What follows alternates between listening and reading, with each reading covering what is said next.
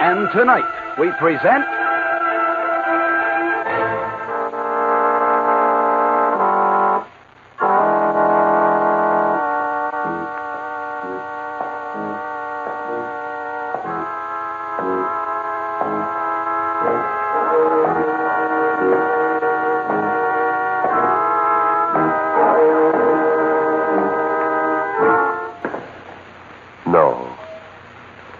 No, stay where you are. Do not break the stillness of this moment. For this is a time of mystery, a time when imagination is free and moves forward swiftly, silently. This is the haunting hour.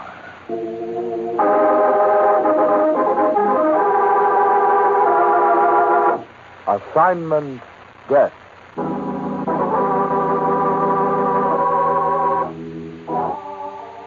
I'm Dick Ryan. Maybe you've read some of my stories in a certain national picture magazine. Well, here's a scoop that never got in. One editor and 2 vice presidents fainted at the thought. Like I told my boss, horror doesn't always come wrapped up in a haunted house with the wind howling outside. Sometimes it walks along behind you, breathes down your neck, and whispers something about a slug of lead in your back. And the few gray hairs that staff photographer Ellen Maitland and I got out of it didn't come from lack of vitamins. It was late afternoon when Ellen and another photographer, Larry Nelson, came into my office. I remember that I was busy at the time. Dick, will you please stop typing and listen to me? Another time, Ellen. I've got to get this story out. Dick, you've got to help me get a picture of Mike Velvetto, the gangster. Are you crazy? Is she kidding me, Larry? Oh, it's this way, Dick. Boss wants to feature story on what's happened to all the old public enemies. He's got photos of every last one of them except Velvet. Can't you see what a feather would be in my cap, Dick? There isn't a newspaper Morgantown has anything on him. Of course not, Larry. Pictures of Velvet don't land in the morgue. It's the people who take them. This baby is no retired gangster. See, Ellen? Told you Dick was a friend of his. No, not exactly. I dug up some stuff in one of his rackets and handed it over to the DA's office. But Larry said Mike Velvetto likes you. How come? Well, he wriggled out of the charges easy enough. He thought it was a big joke and told everybody he admired my spirit. And he called Dick to his headquarters and offered him a job as one of his boys. That's the funniest thing I ever heard. What a strange man. You can't help liking Velvet. That's the danger. But he's poison just the same. Well, Dick, I'm going to get his picture whether you help me or not. Well, if that's the way you feel, Ellen, I guess I'll have to go along. You'll do it my way? Of course. Oh, I knew you'd help me, Dick. You're wonderful. Wait and see. If we leave now, we'll be there just after dark. Get your camera, Ellen, and don't bring something too conspicuous. I won't. We'll go just as soon as I come back, huh? I'm coming along, Dick. You think this is dangerous? There's one way it might be done, Larry. You'll have to help me with my plan. It'll be dangerous enough if we succeed. If we fail, it'll be just plain murder.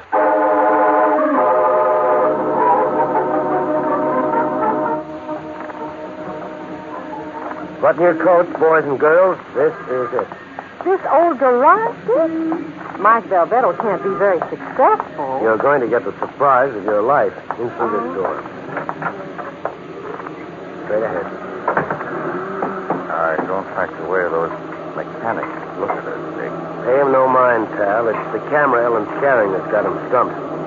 You know, Velvet lives in the penthouse on top of this building, but he has his office back there. Would you look at that character lounging by the door? Where, oh, where have I seen that tight-fitting coat, that pulled-down hat? That is Rosie.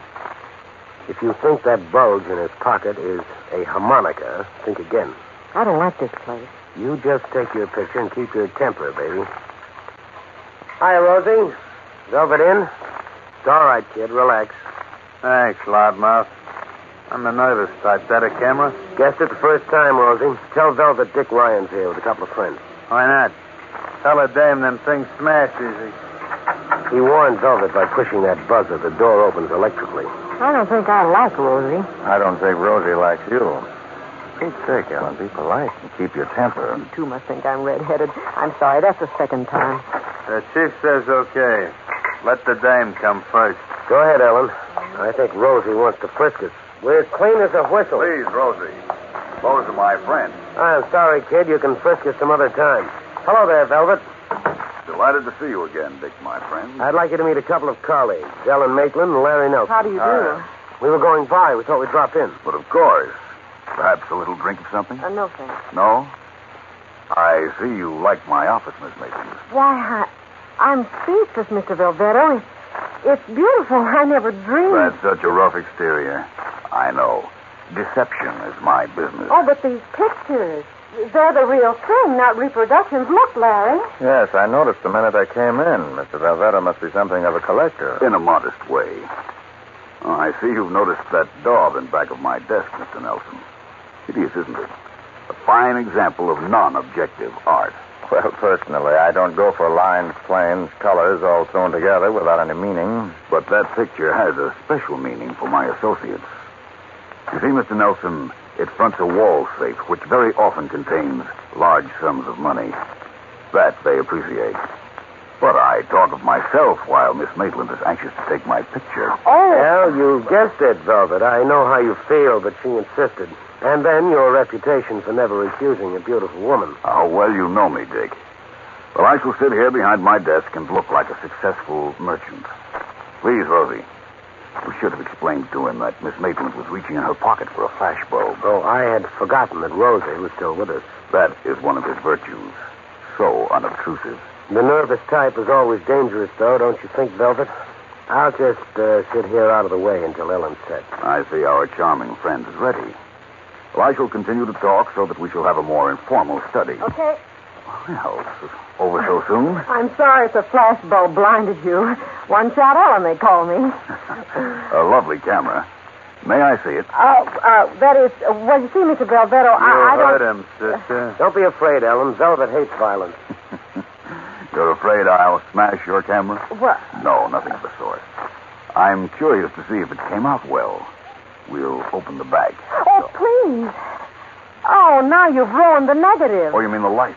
Oh, I'm dreadfully sorry, Miss Maitland. I simply don't have any understanding of these things. If I've spoiled it, I must pay you. But you did it on purpose. You let me take it and then... Temper, baby. I don't blame her in the least. Here, Miss Maitland, I must pay. I insist. Oh, no, thank you. You might as well take it, Ellen. You'll hurt his feelings. Well, we'll be running along. Nice to see you, Velvet. Goodbye. I'll see him out, Chief. No hard feelings, I hope. You must drop in again. I'll not be so clumsy next time you take my picture, Miss Maitland. Yes, I bet he won't. Well, thank you, Rosie. Give my love to the wife and kids. Velvet's soft, Ryan. I ain't. Keep your nose clean, loudmouth. Excellent advice, Rosie.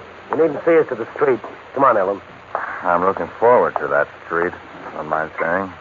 How about you, Ellen? I'm furious with the both of you. I'll never speak to either of you again letting me make a fool of myself like that. Good Lord, Ellen, you didn't actually think he'd let you shoot him without a squawk. Now, hold that until we get out. Okay, ladies before gents. All right. What'd you get it, Larry? And it passed out when Rosie started to frisk you. She'd found that candid camera under my coat. You mean you had a midget concealed... that Of you got course, the... Ellen, of course. How else? I watched you, synchronized it with your flash. You held his attention. I got the picture.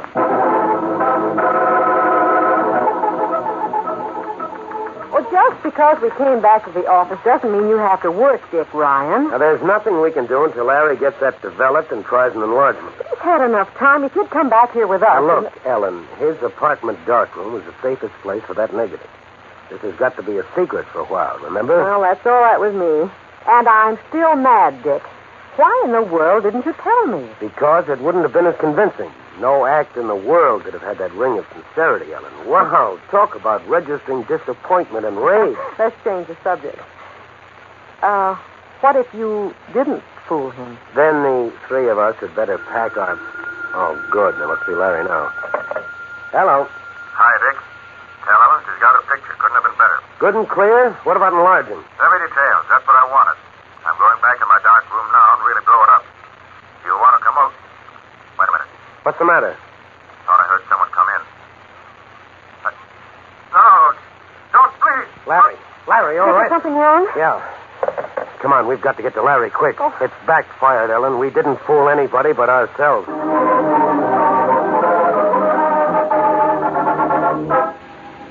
Look, Ryan, I'm only a copper, not a mind reader. If Velvet's behind this, like you say, you've seen the last of your friend. There's no question who did it, Lieutenant, but if Larry's still alive, we've got to get to him. If he was alive when he went out of here, he ain't now. I know that mob. We'll probably find him at the bottom of the river in a few days. You got here before we did. Wasn't there You any... saw everything we did. One bloody print on the floor near the phone. From what you say, this gorilla probably sliced him with his gun butt and then went after that picture. And Larry came too, and... You suppose they took him to question him? Why not? You say the three of you were in on it. Only it was a revolver shot that made the neighbors call us. Sounds like curtains to me. I didn't hear any shot over the phone. Because that punk pulled the wires out. Well, here comes your young lady. Dick, it's awful. It looks as though a cyclone hit Larry's dark room. Yeah, I know. Rosie sure messed it up. No sign of the picture, of course. No. Dick, if you don't mind, I'd rather not stay here any longer. Yeah, I know how you feel. Let's go. Thanks for letting us look around, Lieutenant. We'll be at the office tomorrow if you want it. Well, if I got your story straight, it might be smart for you and the young lady to kind of keep out of sight for a while. Yes, you can depend on that. I know how Rosie works. We'll pull him in. Give him a going over. Of course, your story isn't exactly proof, but it might give Velvet ideas. Such as shutting us up. Oh. Well, pleasant dreams, Lieutenant. Come on, Ellen. Oh, Dick, I feel sick. About Larry, I mean. Yeah, me too. Let's walk down. It's only one flight. All right. You know, they could have carried Larry down the fire escape and back. Dick, do you really think he's still alive? I wish to heaven I... Oh, for Pete's sake, why kid myself? No, I don't. And you think we're in terrible danger, don't you? Now, don't let the lieutenant scare you, baby. If Velvet's got the negative back now, I don't But see... we were in on it just as much as Larry. That doesn't seem fair. He should take the rap, does it? Certainly doesn't. Well, let's grab a cab. I'll take you home. There's one right there at the corner. Back into the hall, Ellen, quick. Press back against the wall. It was that cab. The shots came from that cab. Dick, what can we do? We're all right now, Ellen. We're all right now. We're being hunted, Dick. Velvet's after us. What about tomorrow? Just keep your fingers crossed and pray the guy was wrong who said tomorrow never comes.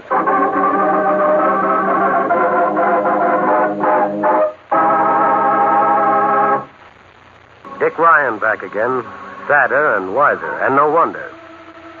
I'd helped Ellen Maitland get her picture of Mike Velvetto, the gangster, all right. We let Ellen go through the motions while Larry Nelson actually did the job with a candid camera hidden under his coat. He'd called us later from his apartment to tell us it was a perfect shot. And a moment later, I heard the fear in his voice as Rosie slugged him. One look at his wrecked darkroom and the spot of blood near his telephone, and we didn't need the police to tell us the negative was gone and Larry would probably be found in the river the next day. And it didn't take pot shots from a passing taxi to let us know Ellen and I were next on Velvet's list.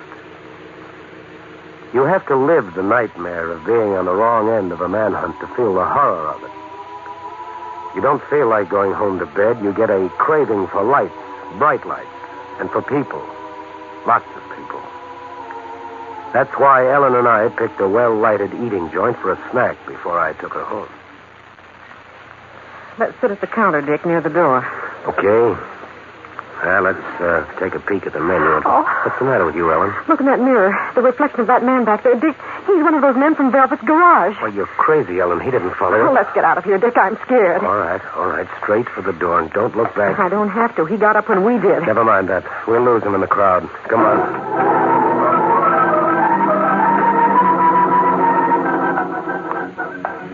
Don't walk so fast, Dick. I can't keep up with you. We may have imagined that man was following us, Ellen. At the same time, I don't like getting out of the crowd. We turn left here, Dick. Oh, you would live on one of these quiet side streets, way down the end, I suppose. That's right. The end house on the other side of the street.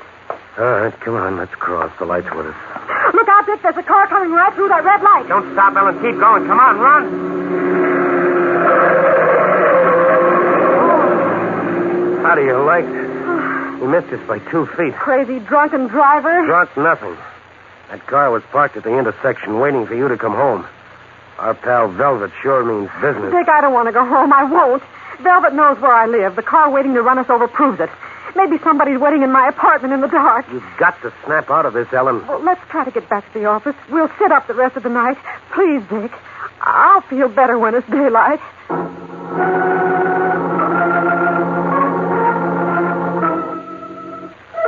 That's what I thought, but daylight didn't help. In fact, we felt even more out in the open. That's the terror of being hunted. It grows like some clinging, choking weed. We set out for breakfast, and neither of us left the editorial offices until I ducked out for a shave about noon. But when the barber lifted the razor and I got the shakes, I knew that was the breaking point. I'm so glad you came back, Dick. I don't think I can stand this any longer. I jump when anyone speaks. I watch strangers. You don't have to tell me, Ellen. I know. I've decided to have it out with Velvet. I'd rather look down Rosie's automatic than sit around waiting for it. What are we going to do? I'm going to Velvet, lay my cards on the table, and try to talk him out of it. Well, I'm going with you, and don't you try to stop me. As far as the drugstore across from his place, Ellen. You wait there, keep in the open with people around you. If I don't show up in half an hour, then the police will really have something to work on.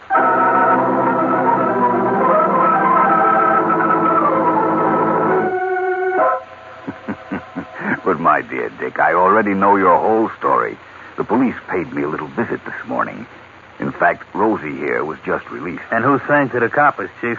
This loudmouth. Give me 10 minutes with him, Velvet. Now, Rosie, Mr. Ryan, is a friend of mine. Aren't you, Dick? Now, look, Velvet, I was a fool to trick you, a slobbering idiot, I admit it. But I came here of my own free will. Please, not so excited, my friend. I'd forgive you, except for the little matter of the police. If Larry's still alive, Velvet, it's not too late. Maybe you can square yourself. But if you've killed Your him... Larry is still alive. You can depend on it. Well, then, for heaven's sakes, call off your thugs and forget it ever happened. Still, Dick, I do not like having this picture of me floating around. What? You mean Larry got away with it? You haven't got him? Listen, loudmouth, we ain't got nobody. Ungrammatic, but true. Well, that makes it different. In that case, I'm telling you, Velvet, lay off me. Ellen Maitland is waiting for me nearby. If I'm not back, she'll buzz the cops again. The nice young lady with the camera? Where is she? You think I'm crazy enough to tell you? I think you're crazy not to. But it doesn't matter. Since the police, one of my boys, has been tailing you.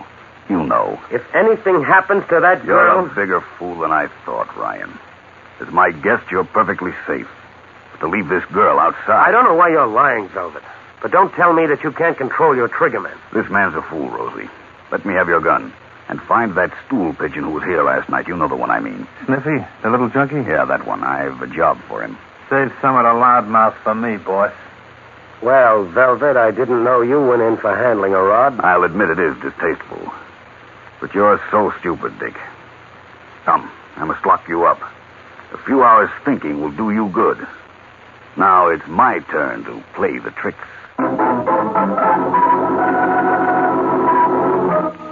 I really sweated out that afternoon. Hours went by and no Ellen. For a minute, when I heard Larry had gotten away, I thought we had the upper hand. But by evening, I was fit to be tied. First, I heard the key in the lock. You, loudmouth. Come on. If anything's happened to Ellen, Rosie, I'll get you in Velvet if it's the last thing I do. I'm frightened. Why should we hurt the dame? You had a couple of good tries at it last night. Right boy. Come on, get in the elevator. Elevator? You mean that... You've seen him before. Get in. We're going down to Velvet's office behind the garage. Is Ellen there? You'll see. Hold out your hands. Handcuffs. All the modern equipment, huh, kid? Self-service elevator to the private office, handcuffs. You got a gas chamber down there? Shut up. Hold your hands still. Maybe you're one of Velvet's favorite characters. You ain't mine. I'm not impressed with Velvet's hospitality, Rosie. I must have been locked up there hours. What time is it? 9. All right, no tricks now. Ellen. Dick! They found you? You all right? Of course I am, Dick. But I've been worried sick about you. They told me if I didn't come with them... Yeah, I know, honey, I know. It's one of Velvet's bright ideas. But you're handcuffed. Dick, have they hurt you? Break it up, lovebirds. Nobody ain't been hurt yet. Sit down here, loudmouth. You there, sister. Well, it sort of looks like it, Ellen. Now you see how handy it is to have a garage outside your office. I wonder if they can spare the gas to take us for a ride. Button the lip, right, boy. I don't like that kind of talk. Velvet had me locked up for a long time, and then he asked me to do the strangest thing, Dick. He told me... Look, sister, This is Velvet's party. He'll do the talking. Well, maybe that's him now. Sit quiet, both of you. I get paid for opening doors. It's okay, Chief. Hold it, Rosie. Don't move. Be a pleasure to shoot you. Step back now. Larry Nelson.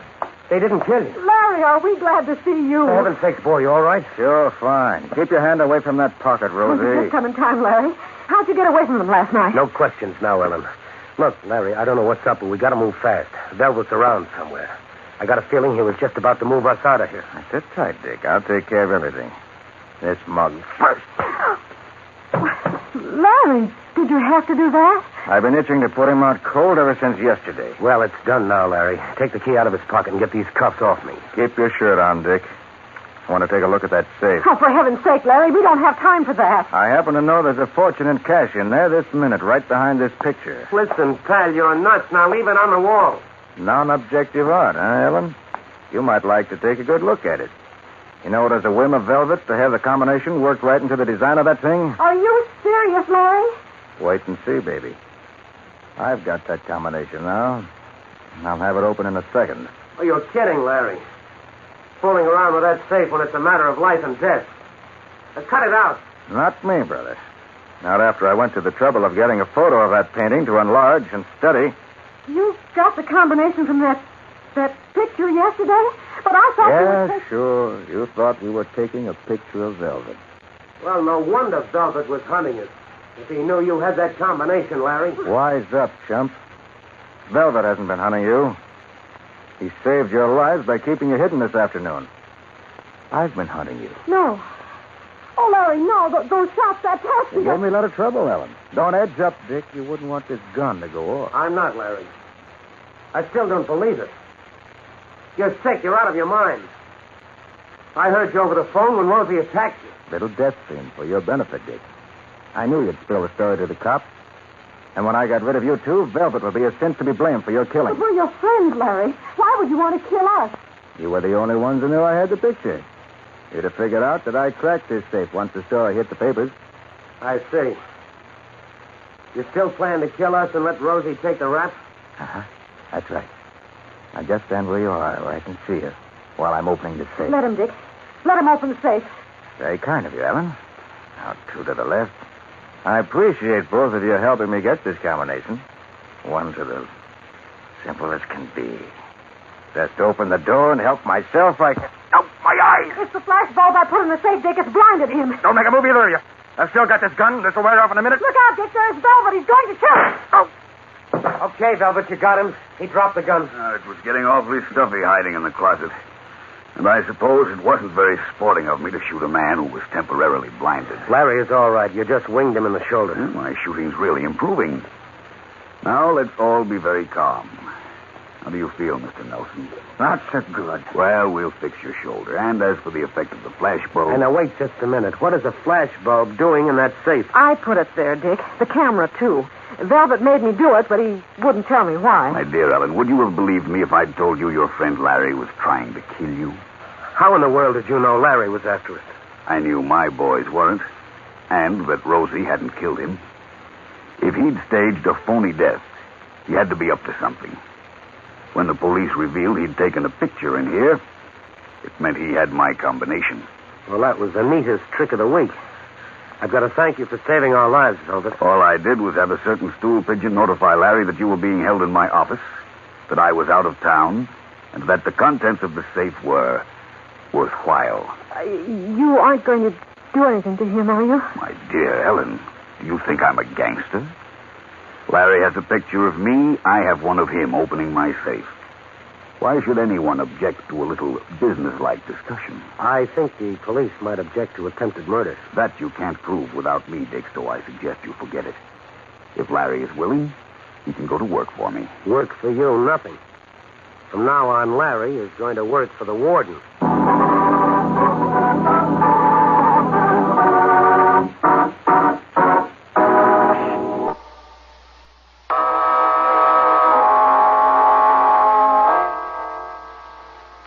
Shadows and stillness, mystery weaves a spell of strangest fascination, charging the mind with doubts and fears. For mystery is a strange companion, a living memory in the haunted